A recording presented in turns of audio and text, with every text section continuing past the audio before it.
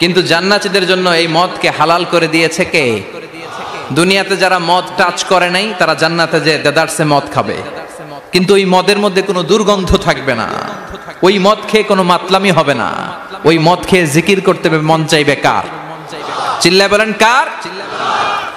এজন্য রব্বুল আলামিন বলেন ওয়াসাকাহুম রাব্বুহুম শারাবান তাহুরা, জান্নাতে যত পানীয় ড্রিঙ্কস তোমাদেরকে দেয়া হবে সব হবে শারাবান তাহুরা, পবিত্র পানীয়। এই পানীয়গুলো খেলে তোমাদের মাতলামি হবে না। জান্নাতীদের জন্য 4 ধরনের পানীয়ের ব্যবস্থা রেখেছে কে? চিল্লায় বলেন কে?